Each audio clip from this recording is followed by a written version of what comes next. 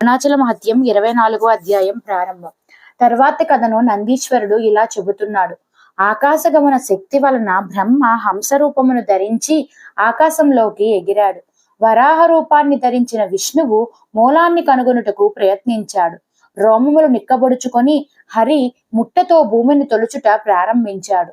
వరాహ సహజమైన ధ్వనితో భూమిలోకి చొచ్చుకొని పోవుచున్న నారాయణుడు తేజస్తంభమును నమస్కరిస్తున్నట్లు వంగి పాతాళ యాత్ర ప్రారంభించాడు.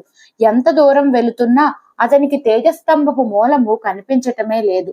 ఆ తేజస్సు నుండే జన్మిస్తున్నట్లు పాతాళము నుండి శేషుడు మొదలైన నాగులు సర్పములు కనిపించసాగారు. హేమాద్రికి మూలమై నిలిచి ఉన్నట్లు ఆది కూర్మమును దర్శించాడు హరి. మదము స్రవించు కుంభములతో దిగ్గజములు భూదేవికి ఆధారముగా ఉండుట చూశాడు అచ్యుతుడు. మధురాక్షస శత్రువైన మహామండూకమును కూడా చూశాడు. అఖండ భూమండలమునకు ఆధారము శేషునకు మహాకూర్మమునకు కూడా కారణమైన శక్తిని కనుగొన్నాడు. అతల వితల సుతల నితల తలాతల ప్రతల మహాతలములన్నింటినీ లక్ష్మీధనువుడు శోధించాడు. అతడు సమస్త పాతాలను తొలిచి చూశాడు. బలిచక్రవర్తి నివాసం మహాభోగములతో కూడినది అయిన భోగవతీపురమును ఆశ్చర్యంతో చూసి నిశ్చేష్టుడయ్యాడు. అక్కడ ఉన్న ఇతర దైత్యుల నివాసాలను కూడా కుతూహలంగా చూశాడు. ఇది చూశాను అది చూశాను అనుకోకుండా మోహపరవశుడైన మాధవుడు లోతులను త్రవ్వుతూ వెళ్ళాడు.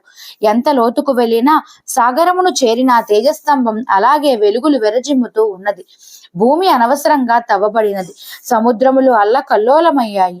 1000 సంవత్సరములు ఈ విధంగా హరి భూమిని తవ్వుచూ ఉన్నాడు. ఆ తేజస్సు యొక్క మూలమును అతడు తెలుసుకోలేకపోయాడు.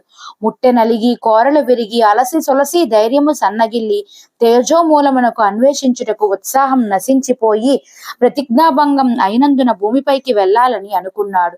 మహావరాహ రూపమును ధరించిన విష్ణువు విపరీతమైన అలసట వలన విష్ణువు కాలు ముందుకు సాగలేదు. పాతాళంలో ఉన్న అతనికి శ్రమ వలన ఏమీ కనిపించటం లేదు. చివరకు ఏ తేజోస్తంభపు మూలంను అన్వేషిస్తున్నాడో ఆ తేజోస్తంభము యొక్క కాంతి అతనికి దారి చూపించే దీపమైనది. ఎంతో కష్టముతో పైకి లేవబోయిన గోవిందునకు శ్రమ వలన కలిగిన చెమటయే ఒక సముద్రమైనది. అక్కడ నుండి బయటకు రావడానికి అతి కష్టం మీద భూమికి చేరుకున్నాడు. తేజోమూలమును కనుగొనలేనట్టు బ్రహ్మ కూడా శిరోభాగమును కనుగొనలేకపోయి ఉండవచ్చు. ఆ మహాతేజము మొదట మాకు ఎక్కడ దర్శనమిచ్చిందో అక్కడికే వెళ్లి ఆ తేజస్సునే శరణు పొందాను. ఆ పరమశివుడే విశ్వానికి అధిపతి అనే మాట మరిచిపోయి ఈ విధంగా చిక్కుల్లో పడ్డాను అని తెలుసుకుని దర్పము అణిగి విజయ వినయవంతుడై తమకు తేజస్తంభం దర్శనమిచ్చిన ప్రదేశమునకు వచ్చాడు.